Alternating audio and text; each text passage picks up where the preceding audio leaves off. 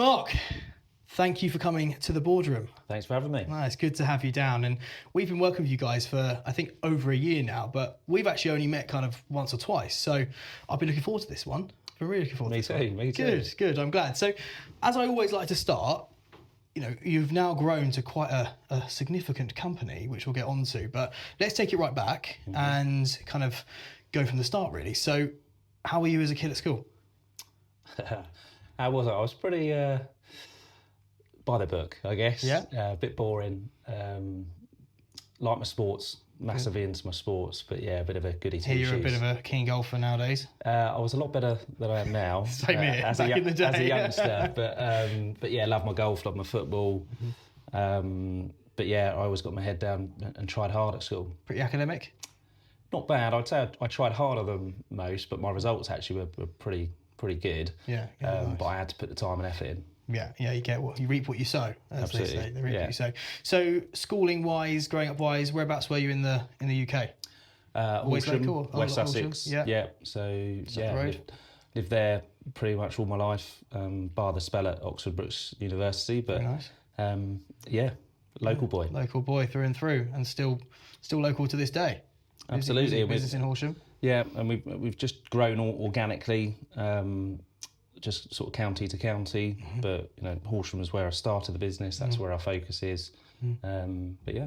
So you went to school, then college and university. So I heard Oxford Brookes there. So what was the process for that? Was there a specific idea in mind, or did you just kind of follow the route? How did everything kind of come about?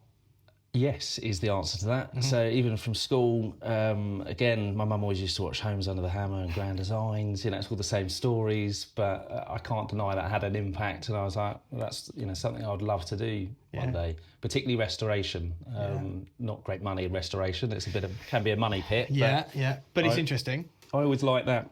Yeah, like I said, that you've got something that's a bit of a blank canvas. You can put your spin on it, give it another 100 years of life, and off you go. So, yeah, from school, that's always what I had an interest in. Originally, was to do architecture, but the length of the course, I'm quite 7 years, isn't it? 7 years. I'm quite impatient, a bit bullish. I can do it. So that was not really an option. Yeah. So I thought, what else can I do really to give me the skills to do that? And surveying was up there. So I even picked the right sort of courses at college to then get me into university to do a specific real estate degree. So there was a plan, plan, from school, which is quite a rare but really positive characteristic. I've been speaking to a lot of people recently, and a lot of people, including myself, you kind of fall into your profession, whatever that may be. Whereas I think certainly with your scenario and with surveying in general and architecture as well, I spoke to an architect recently, and they're quite intertwined actually, the two, in many respects.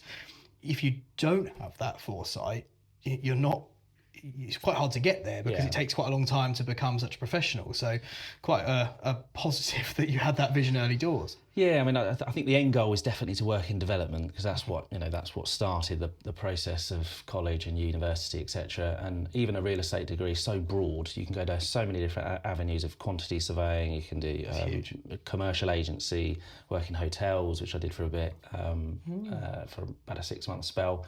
But it was a very broad sort of academic degree, which was what I liked, because although I want to have that sort of be quite specific, I do like the freedom to go off in any direction that you want to. Yeah, and having the broader knowledge, one, helps you long term, and also it allows you to then pick your focus, doesn't it? You can pivot, and even now I can pivot if we wanted to. But I see it amongst a lot of agents. They're now training to become surveyors, so it's quite a good. You never stop learning, do you? No, you never stop learning. Doesn't matter what area of profession you go down. Anyone that says I'm the best surveyor in the world or I'm the best estate agent in the world, bollocks. It's just, you are constantly evolving, constantly learning, constantly pivoting. And I think that's a very good mindset to have in life in general, isn't it, really, to be quite honest? I mean, that's, we'll probably touch on it in a bit, but that's me in business, really. I don't want to pigeonhole myself down any particular route. I want options. Don't want to do the same thing for the next 40, 50 years of your life, do you? Exactly. At the end of the day. That's it. It's our mantra it's quite cheesy, but it's to learn something new every day. That's the whole concept here with my team. You don't rest on your laurels. You've got to improve all the time, because it's competitive out there. And So you get left behind if you don't. exactly. And how can we, help our consumers better than the next guy or girl? That's why we do No, I it. totally agree, and we'll come on to that, and that's one of the reasons why we work with you, obviously, as well, which is going to be a really interesting conversation. So you get out of uni, you're how old roughly? Oh, now you're asking. How old was I? 21. 21. Yeah. So you bashed through it pretty quickly. So Yeah. from there, then you're released into the big wide world. What happened? Where did you go? What did you do? Well, it wasn't the best time, to be fair, financially after 2008. So Yes. it was really, and this is where I guess the degree's so good, because it wasn't like, what do I absolutely want to do? It's what is available. What can I do? Yeah, what is available for me Help. to do? So I actually started in the hotel industry, actually, like I said earlier, in hotel agency, which is a very lavish lifestyle, or could be a very lavish lifestyle.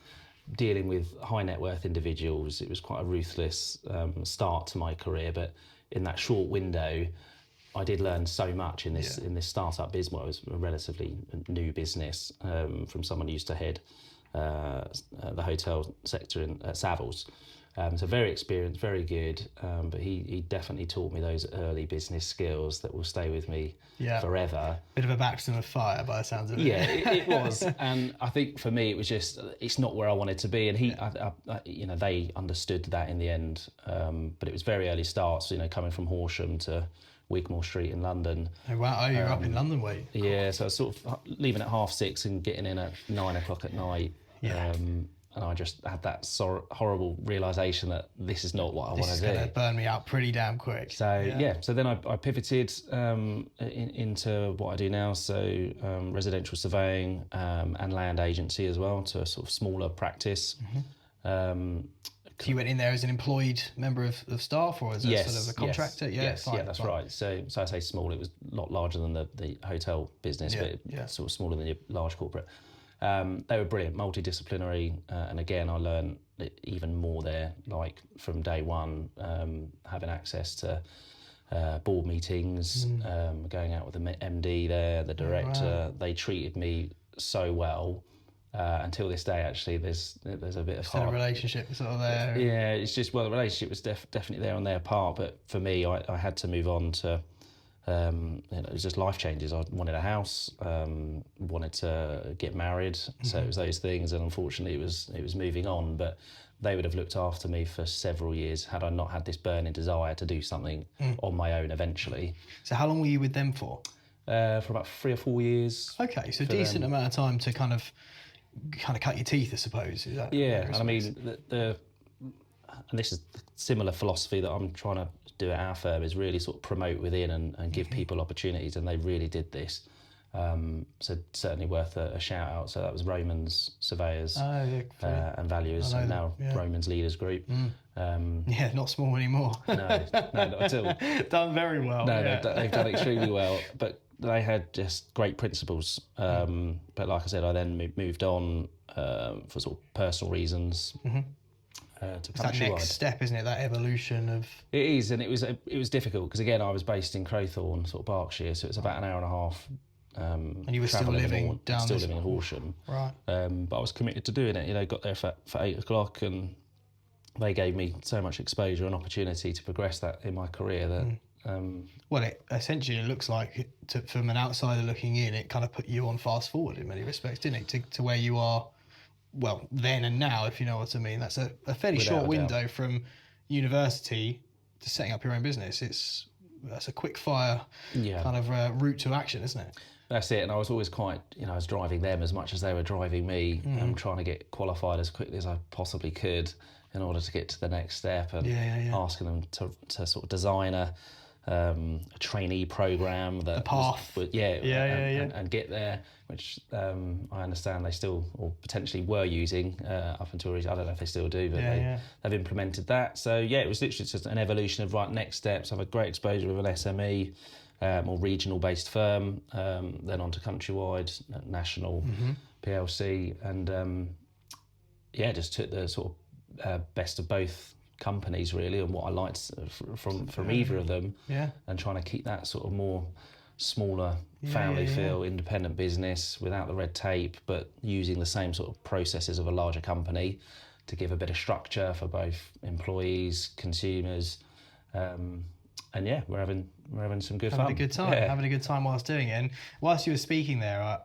I can sort of mirror it so clearly as well. It's so interesting, and it's a common theme. I mean, from a personal perspective, everything you have just said, it was like my own journey with agency, and from other people I've spoken to as well, it's kind of getting into these places, usually a corporate sort of bigger style, and then sort of something maybe completely different. And I think a real skill, and you've clearly done it incredibly well, which we'll speak about later, is exactly that, taking the positives from all of the experiences of wherever, even if it was a terrible experience, which sounds like you actually didn't have. You know, for example, I had a horrendous experience at one of my roles, but instead of sort of having that as, oh, that was awful, it's okay, well, what can I learn from that? That's how not to do it. You know, so it's spinning that. And what you've just said there, I think, is such a good trait in any entrepreneur, which is what you are. An entrepreneur is someone who's setting up their own business regardless of what it is, and you have to have a very specific set of skills. I think not everyone, in fact not many people can do it, but one of those huge factors for me is exactly that, taking the positives from your experiences of everything else you've done and then trying to kind of mold that into the package, but keep learning as well. Is that sort of that's how I try to do most of business, really. It's not necessarily trying to reinvent the wheel. It's like, right, take what there is out there, what's being offered, and just make it better. 100%. Work a bit harder, roll your sleeves up, just have a tweak here and there, and listen to your customers. You can't get a better bit of feedback, really. Better focus group than the people that are paying. Exactly. So it's I find it quite simple in that regard, that, you know, you don't overcomplicate it. Listen to your customers and just try and do it better than the next. Totally agree. So you are how old when you said, right, I want to be the main man here, I'm going to do it myself? How old were you when you went out and did that? 26, 27. So pretty young. Yeah, very young. And what you've mentioned, sort of burning desires to your own thing, and it sounds like from quite a young age. What do you think that is? And not to go too deep, but, you know, what was it inside you? Because some people say, well, you had a great job. You had a really good job. Why take all this risk? Why go out and start your own? That's a great question. I would say it was just within me for a long, long time. So possibly my mum, I would say that she sort of really instilled a good work ethic into all of us. We did grow up in a broken home, and you know, we went out and then tried to support our mum as much as we could. So it started for me as a very, very young boy, I don't know, 9, 10, helping, like, cleaning. As simple as that. Both my brothers had a newspaper round. I may have helped a little bit, but they're both older than me, so they the baby. I was the baby too. But we've always helped. I've always helped around, and then even when I was at university, I set up a carpet cleaning business to help fund the studies. Took a gap year. Most people go travelling on a gap year. I worked at Tesco's for a year to help fund my studies. So I'd always had that sort of plan. There's always been something there, hasn't there, for sure. Whether it's a balance of, you know, entrepreneurship, but also, by the sounds of it, some frugality as well, which is important, because we all know those fees ain't cheap. And it's just having I guess I've had an older head on my shoulders from a young age, which I don't see that much in younger people anymore. I don't know why, and if it's me getting older. But yeah, you just can't replace a good work ethic. And also, what's so interesting, and again, drawing some similarities, because that's all you can do when you're having a one-to-one conversation, you're just spot on. You know, I often find, and I don't think it's till you are probably a little bit older and you reflect, that your entire life, and this is really important actually for any of our younger kind of viewers, is certainly not the word dictator. I think that's completely wrong. But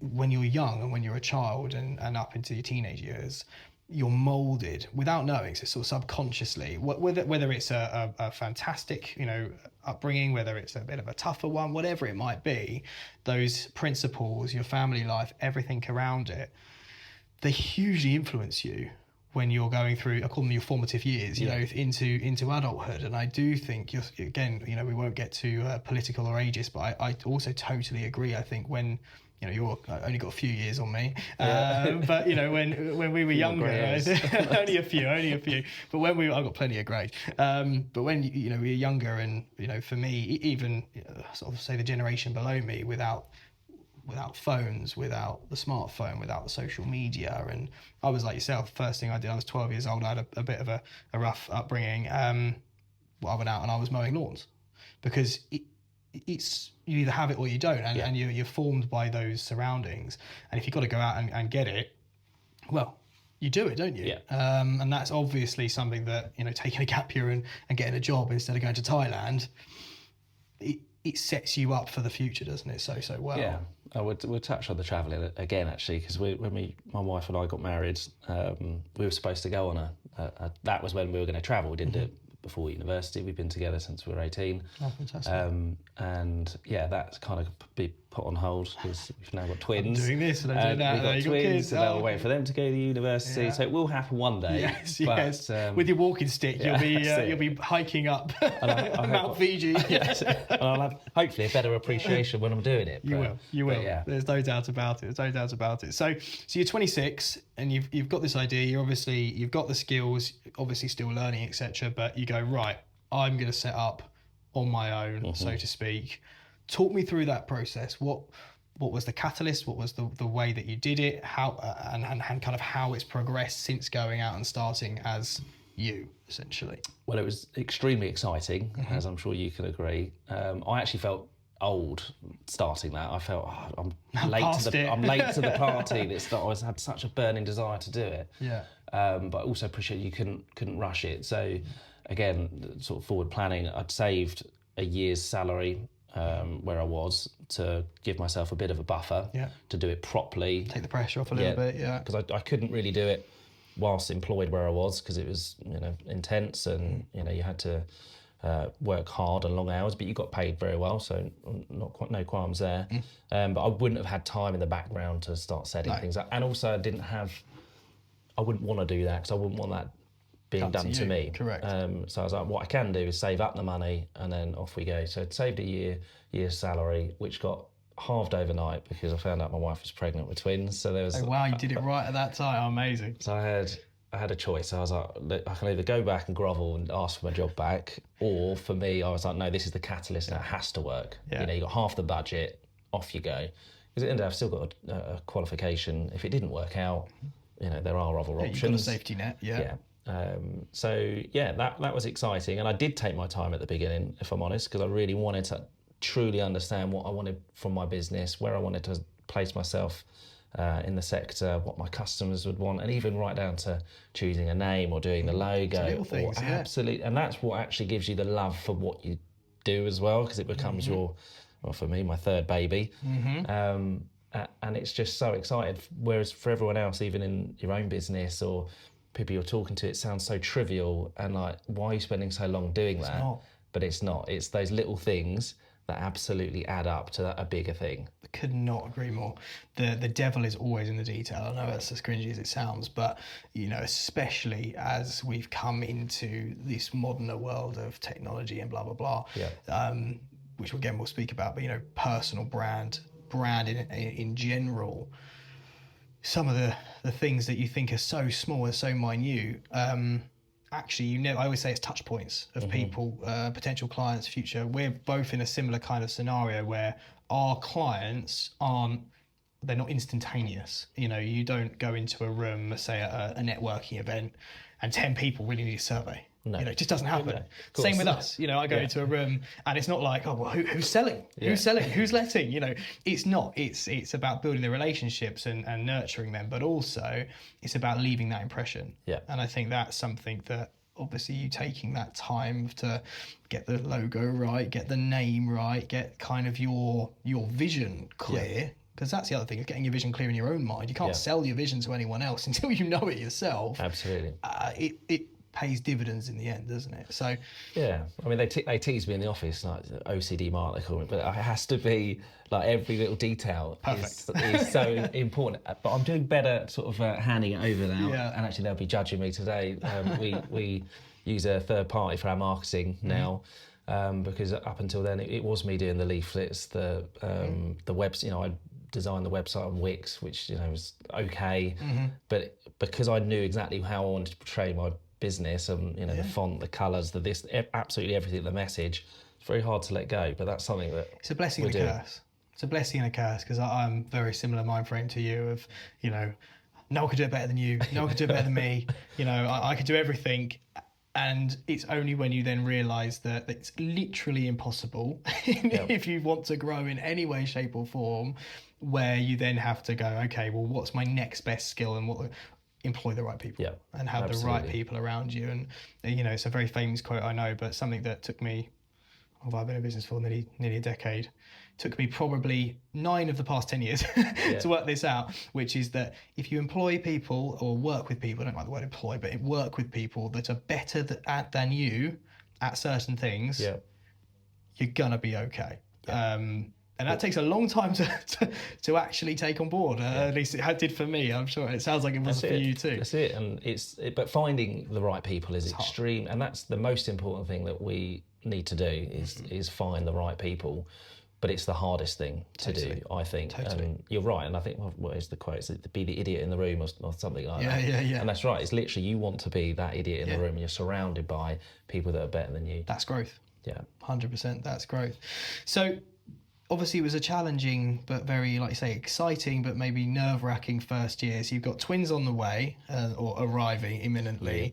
Business on its formative growing stage. So how did you balance that? What was that first year like? Explain to me and the people how that was. It was tough. It was tough. It feels a bit hazy now looking back. It was probably a lot tougher for my wife than me. Yeah, no doubt. But even in their nursery where they were sleeping, that's where my desk was as well. So I was the one that got up at 5:30, fed them, attack the day early if you like, but my wife would get up throughout the night. It was tough. I would say the working from home bit was definitely the most difficult, because you need to be dad, separation, husband, the surveyor, business owner. And you're carrying a lot of the pressures, the stress, as you know. So you need to be in a good place as well for your family, and that was difficult at times, 100%. So I feel like you got a sort of weighted jacket on your back a little bit. Yeah, absolutely. But I didn't, I was around. That was the blessing there, was that I was around a lot for the good moments. So no regrets on how I did it. And we eventually did get an office, not out of need or necessity. It was purely because it was during COVID actually, and there was a realisation that people just felt so isolated. So, we went out and got an office. We'd done things in reverse. We all worked from home to start with. So when COVID came, we were prepared and ready, because that's what we've always done. But then we flipped it on its head, whereas most business people got used to working from home and offered it. We actually done the opposite and started. That's really interesting, because you're totally right. I mean, the amount, I always say in agency, how much the past 5 years, they're so different from the prior. If you know what I mean, COVID was quite God, it feels like yesterday, but also ages ago now. But COVID was so pivotal, should I say, for I think everyone actually. I think there's anyone that wasn't affected by that period of time. But a lot of people were, working from home, or, commercial. Obviously, being in property, commercial spaces were becoming less and less. But you actually went the opposite. You went, actually, quite rubbish on our own. Let's get an office based on the back of it. So that's it. Outside the box. I mean, I love the concept of working from home. We've got a great trust in our team, but there's no substitute for getting together, particularly when the times are tough, to just roll your sleeves up and just bounce ideas up and just 100%. So there's a bit of both. All the while we're doing well and we're hitting targets and it works for people, then we do offer that sort of flexibility, but there's still a need to get together as a team. And also, I think it's so important from a team morale perspective as well, isn't it? Because your jobs, essentially, for you and your team, they're quite solitary jobs, aren't they? Really, you don't go in pairs of 3 to do a survey or a report or anything, do you? So it must be quite nice to have that element of camaraderie when you are all together. And actually, Mark, I don't quite know what to do on this, and you can go, oh well, actually it's this, Yeah. and vice versa. I'm sure. So you kind of learn off of each other, I assume, as well. Yeah, absolutely. I mean, and that's what we encourage, because there's some great platforms out there now on social media for surveyor, for most people, but surveyors as well have got their own sort of groups where they can bounce ideas up. So we just sort of emulated that, but in house. So there's no sort of, it's a safe place. There's no silly question that can be asked. Yeah. Because we're quite a stubborn breed, Yes. surveyors, and we think we know it all, and. There's a fear of asking the question And going, why don't you know that, or finding out you've been doing something wrong for 5 years. So that's the opposite. I don't care if you've been, a surveyor for 20 years, still ask away, still help others.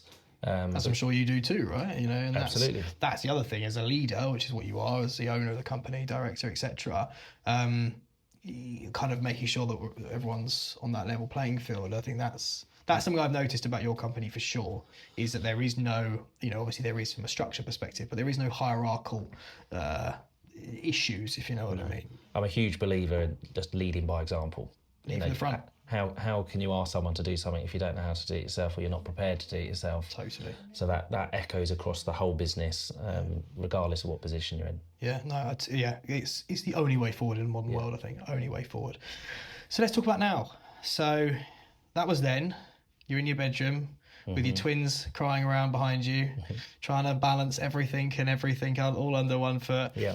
And then fast forward, and here we are. So what's the scenario now? Then we're going to fill in the blanks, if that's okay. So tell me all about the business, what it is, what you do, who you have, and give it to us. Give it all to us. Good. Right. So, I mean, it's interesting because I look at my business plan every year.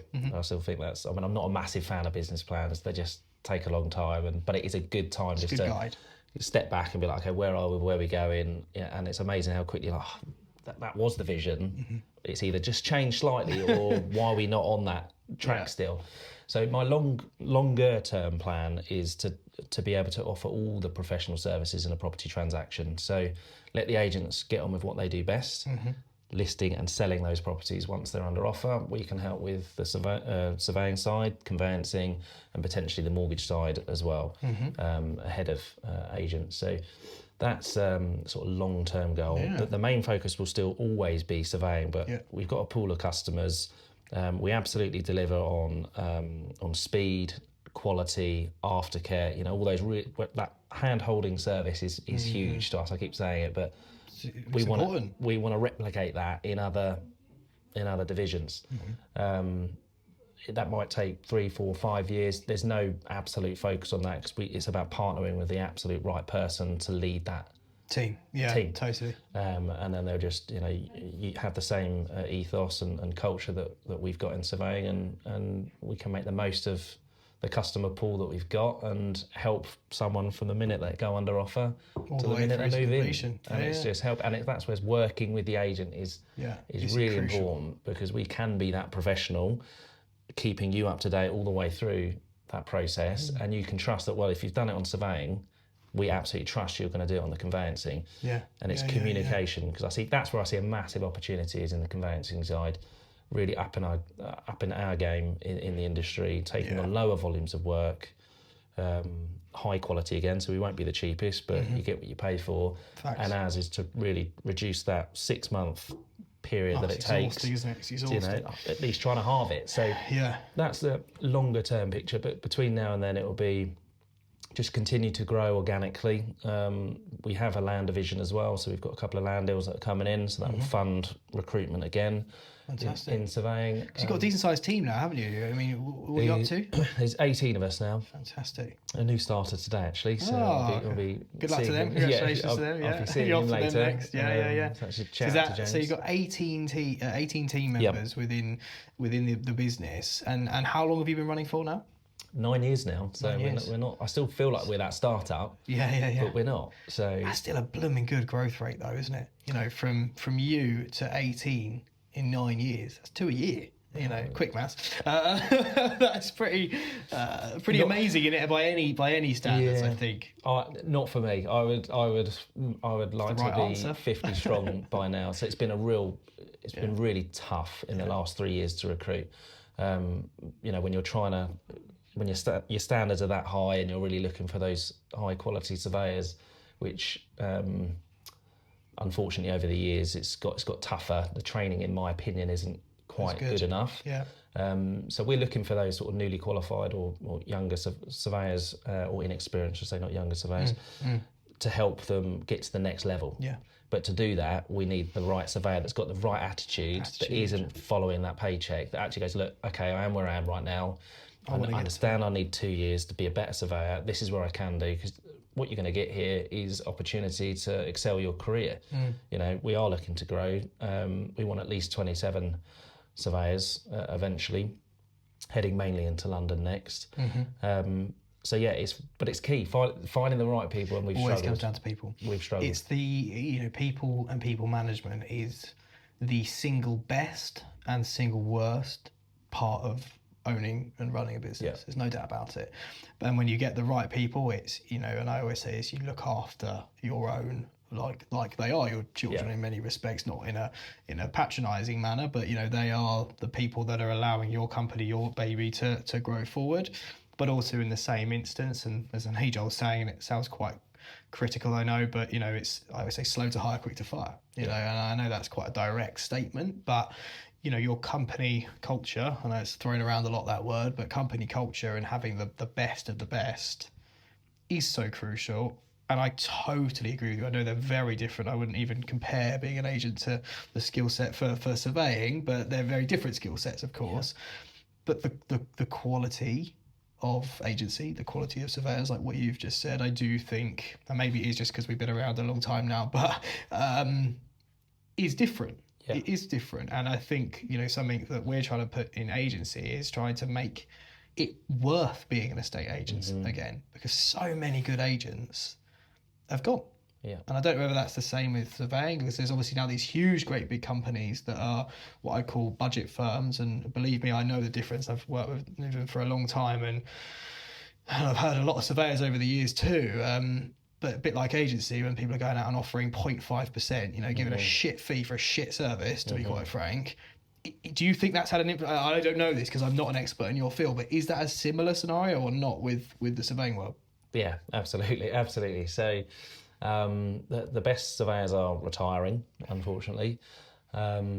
Technology has advanced hugely, which I think is a great thing, but equally a very dangerous thing, because it's de-skilling the surveyor. They're not actually, they're not looking. If the tablet says it, it must be true. That's that's not correct. You need to take a step back. I learned through dictation. Paper site notes, it was all very old school. Not saying that's still the right way to do it, but then transitioning over to the technology, one was a lot easier for me because I was younger, but I had an appreciation of both. Yeah. Whereas, so it's kind of strange. So you've got the people that are retiring that may never have got on well with the technology. Then you've got people in my space that had the best of both and really gets on well with the technology, but understands its restraints. And then you've got the new surveyor that is really only relying on that and doesn't think for themselves sometimes. Hence why we create this, right? Any question can be asked. There's no silly question. It's a safe place. But innately, they need that desire to get that little bit better and have the right attitude. It's got to be there, isn't themselves. So yeah, it is difficult, which is why we're doing the development program, and we're trying to upskill surveyors here and training. What you said earlier, we give so much here. And then if they leave in a few months, it's difficult because you've invested a lot of time and money. But hey, I did that to the firm that I worked for, so it happens, and it's just swings and roundabouts. Having that appreciation and understanding that that's going to happen. Yeah. But you do get not taking it so. You do. It's so hard. So hard. I gave you everything. You just think that's the only thing that's important at that moment in time, and you forget to take a step back and be like, hold on, at the end of the day, it is just a job to some people.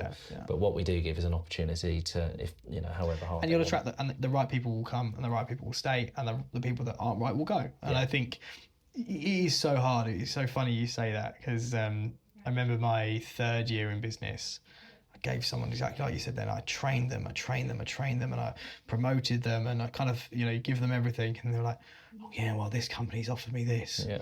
And at the time, I could just remember being so angry, so upset. You feel betrayed, don't you? Betrayed, yeah. Of course. And I think it's only, again, with experience and things, and as you grow and you scale, as both our companies have, where now our role is to nurture and to help, but also to be zoomed out a little bit and look at the bigger picture, the wider picture, and actually, it's disappointing. Things can be disappointing, but you've got to take the rough with the smooth, and the right people always will gravitate towards you if you're right, if that makes sense. Absolutely, and that's how it should be. But taking that step back, you do get it with experience, 100%. But now my view is, if someone wants to leave, you let them go. Totally. If you've done something wrong as a leader, or it just may be circumstances that they want to move on, as it was in my case when I was employed. But you've just got to learn from it and get better and put things in place that. Branson says it about treating people the right way. Treat them good enough, they don't want to leave. Yeah, 100%. I tell you, you nurture everything, and if they do, then you got one or two things to look at. It's either okay, well, how can I, taking responsibility? Okay, well, why, and how can I improve on that? Or if it's nothing to do with you, it's walk under a bridge. Well, there is nothing I could have done differently. Therefore, so be it. Plus, there's a weird way that the world works.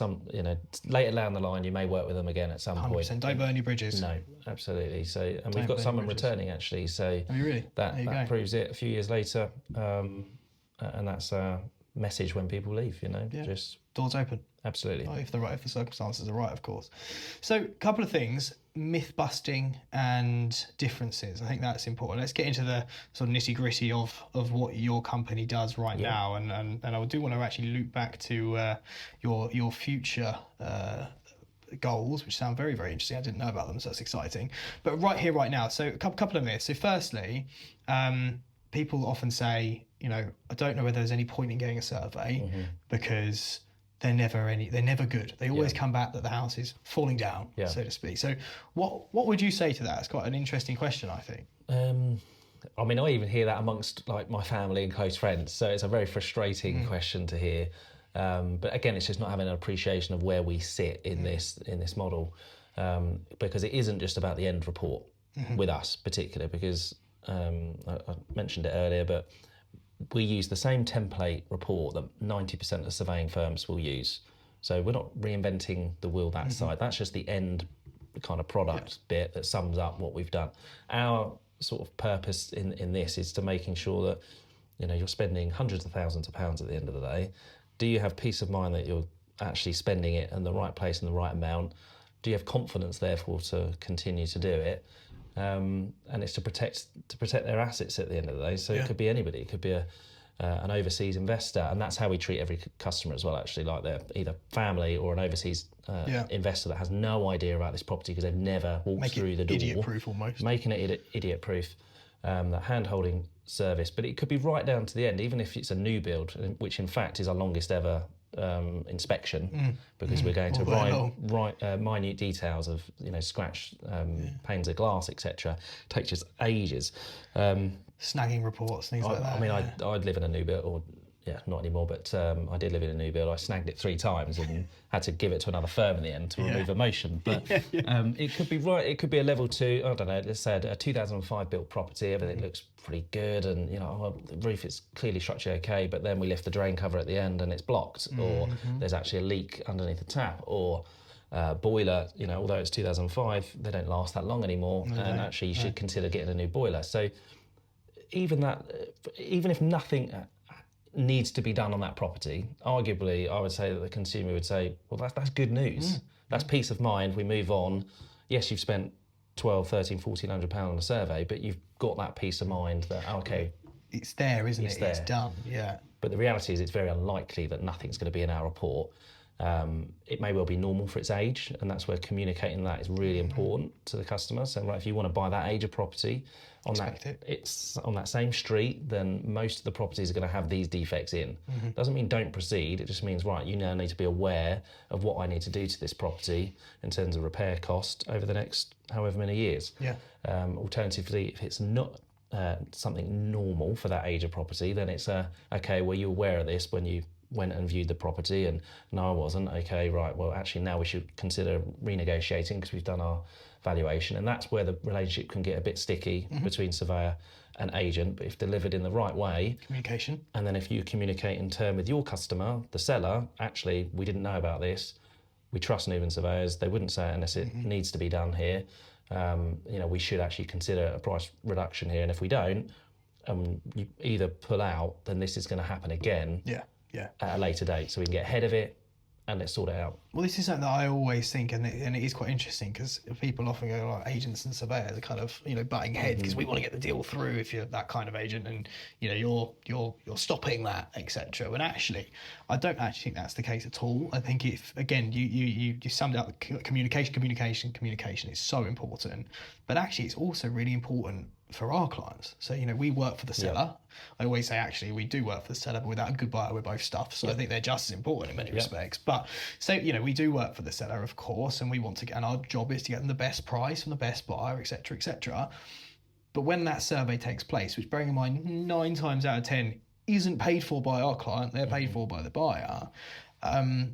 Highlighting those points, and you're so right, and I've, over the years, obviously not to your level, but I know how to read a survey now from looking at thousands myself. A lot of it is very easily explained when communicated in the right manner. And then when you're looking at the things that do need to be done, well, actually, whilst, yes, it's annoying, yes, it's a frustration, it's really good for the seller to know about that. Because whether this client buys it or not, they own that home. They own that house. So actually, you've just got someone for free, essentially, giving you what you need to rectify on your own property or be aware of and take into account when either reselling or when selling to that person. And our job is to mediate that. Yours is to highlight it, and ours is to negotiate it. And I think when those two parties and the buyer and seller work in unison instead of kind of push, pull, or panic, the worst thing is a buyer panicking or a seller just burying that. That's what I see a lot. The seller buries their head in the sand. Well, no, it's fine. It's fine. It's like, well, are you a surveyor? So just open dialogue. And 9 times out of 10, everything can be rectified. Yeah, I mean, that in its good simplest terms, absolutely, it's brilliant. In its simplest terms, our buyer has seen this property because it's either their dream home or whatever circumstances are, but they want to buy that property. Your client wants to sell that property. So how do we get to a position where this happens? Right, it's being fully informed from our side, have an appreciation, and I mean, I have to be careful because we do need our permission from our customer to divulge information, but how we say it will help you if the benefits of knowing. You're not just saying, oh, we want $5,000 off, or oh, we're not buying it because of this, or there's no evidence or anything backing that. So that's where we can help in that process as well. But no, absolutely. If you want to sell, we want our customer to buy. It's not about causing an issue. It's about helping them get that end result, not just being a know-it-all and this is all the issues, throwing a report at them. Oh, give me my next instruction. It's not. We want to work with that person to buy that house. Yeah, and it's so right. And then I think that's where that communication again is so important, because you are right. The survey is done by the buyer. Legally, they do own that, and legally, they don't have to share it. In my over a decade, I have never, ever, bar once, which was a horrific scenario, which we've all had, not had either the whole survey or extracts of the survey shared with the seller, when they don't have to, but again, for that exact reason of closing that gap, of making that happen. But interestingly, and this just goes to show why having a good surveyor and a good estate agent is so important, I've seen outside of the business that I've done, so in other areas, and naming names, where, for example, one of my clients is buying somewhere, and one of my clients is like in a chain below, so to speak, and they've had a survey down the bottom, and I've sort of gone, okay, perfect. So what's the scenario? Oh, well, the buyer's not sharing the survey with it. Well, to me, that's actually probably not the buyer's fault. That's a lack of education. It's a lack of communication and explaining why. Because there's no way if I was buying somewhere and unless there was totally no chance of a deal coming together, that I wouldn't want to put forward my evidence and my proof to ensure that was negotiated right. That's right. So again, it just goes to show how important your role is and how important our role is. It can be the difference between a deal going through or not, and being done in the right manner. And how often, bluntly, as an industry, on a whole, that people cock it up as well, which is really not ideal, is it? No, I think that's where the smaller businesses like ours come into their own, because we haven't got large contracts where you've got SLAs to do, and you actually have a pure, like, you enjoy what you do, you have a passion for it, and you want to help people move on. That's the key. And it is, and the communication is, I know we keep touching on it, but that is fundamentally the worst thing. If that breaks down, done. That's where it all comes to a bit of a blow. That's it. It's the end of it, isn't it? For sure. So that's really interesting in terms of kind of the way things should be done, and the fact that actually a survey, when it's done correctly, is categorically almost important, very, very important to have it being done. What about the types of survey? Because as we mentioned earlier on, they're changing names all the time. There's lots of different this, that, the other. It can all be quite confusing, not just to buyers and sellers, but even for agents, for example. So could you just, and it doesn't have to be long, but just a brief explanation, 'cause I think people find it really interesting, of what surveys are out there and what do they briefly entail in terms of what one's going to suit X, Y, or Z better. So there are 3 levels, and they are literally called level 1, 2 and 3 now. They were formerly a condition report, home buyer report and building survey or structural survey.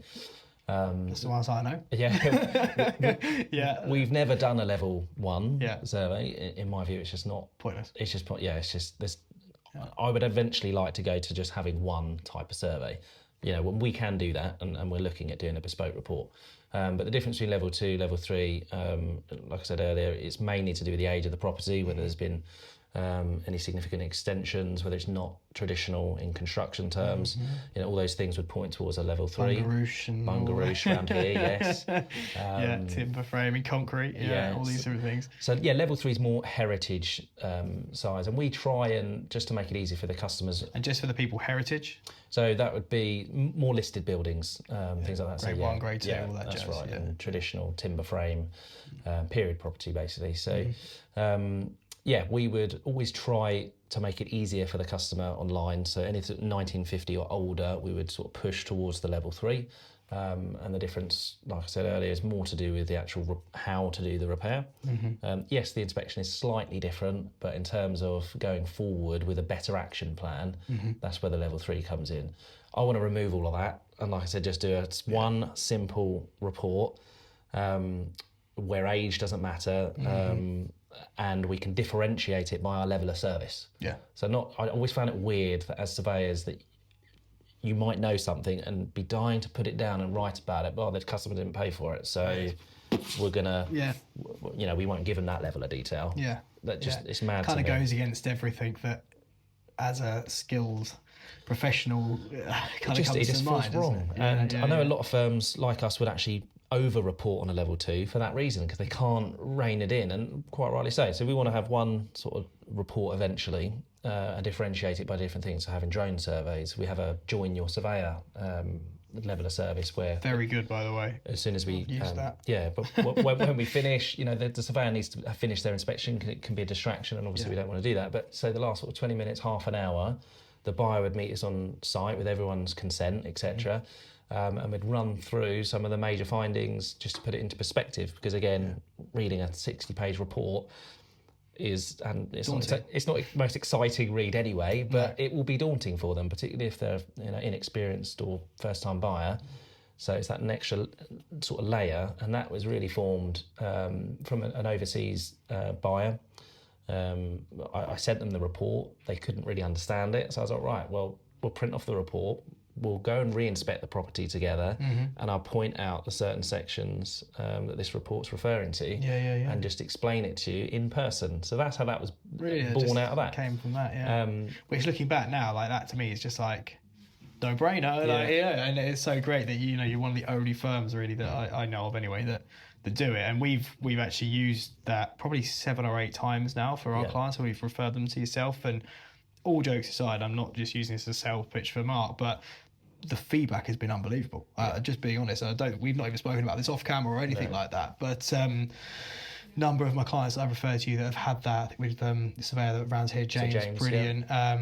They have fed back so positively on it, and they've kind of, instead of being, well, you know, like you say, reading that big report and just kind of going, oh shit, I don't know what to do. Calm. They've just like, okay, we found James has gone through this, and it's a visual. A lot of people are very visual, not kind of just text. And I think that separates you. Just that alone, I know there's lots of other things you do that are different, but just that alone for me is like massive difference between the next one along, if you know what I mean. Well, I'll feed that back to James. He'll love, No, please do. Please do. hearing that. I think I already have actually. I was like, mate, keep doing what you're doing, but it's really positive. That's it. And it's a paid for service. You know, again, it's surveyor's time, and it is. So I see the value in it hugely.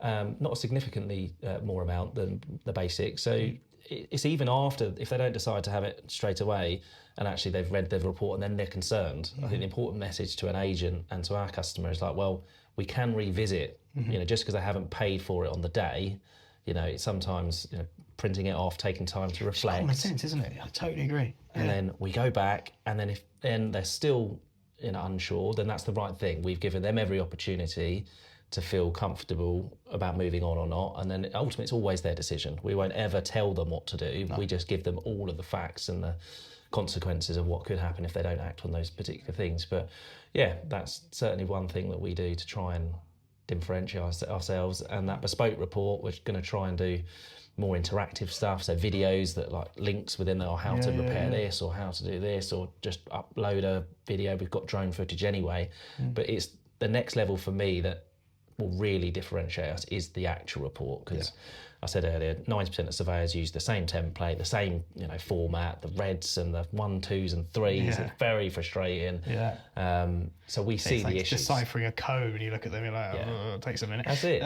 But that's a big undertaking, that to get that right as well. That's compliant with the RICS. That's the reservations why I've not done it till now. So that's why I focused on the actual customer care either side of the survey.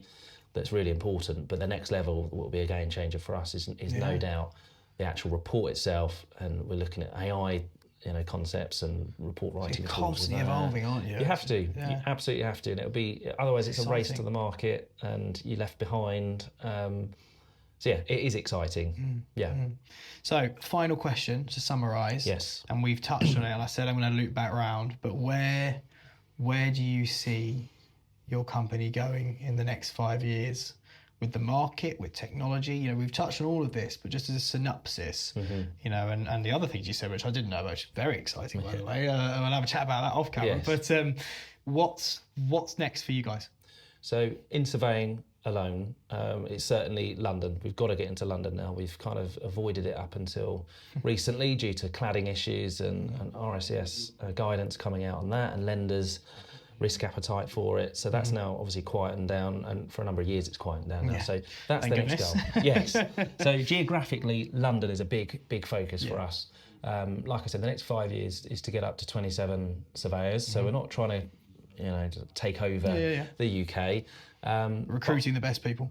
And that's why we've got to do it at the right pace, and up our game with recruitment as well, the process.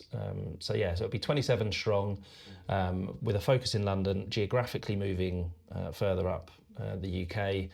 I would like one surveyor per county eventually, so you're looking at 50 strong, but I would say next sort of 5 years, let's just focus on London, next, you know, geographical counties, and and give the best service to the right clients, I assume. And develop that bespoke report. Like I said, you know, we're already looking at AI. We're talking to various companies, looking to invest in other companies in that space as well, because it really will take off. Yeah, no, it will. Totally will. And then sort of rounding it up, it's just to make sure that we work well with AI. So there's a big fear already amongst surveyors, and they will not be replaced, but it will be another effective tool. And it's how we present that and use it to our advantage. Integrating, you know, the past, the present, and the future to give a well-rounded service with the most skilled people you can. And, you know, saying it like that, it all sounds so easy, doesn't it? But we're going to certainly embrace it. If we don't, the next person will. So embrace it or you'll get left behind, right? So, well, Mark, thank you so much for joining me in the boardroom. Thanks for having me. It's been an absolute pleasure. I've really enjoyed it, and looking forward to working with you and your team for many years to come. Me too. Thank you. Good to see you. Thank you. You too. All right. Tom here, and thank you so much for tuning in to the latest episode of The Boardroom. If you like what you heard, do like and subscribe to be kept up to date with the latest podcast that we'll be releasing. And if you'd like to join me in The Boardroom, I'd absolutely love to hear from you, and maybe I'll see you on the next one.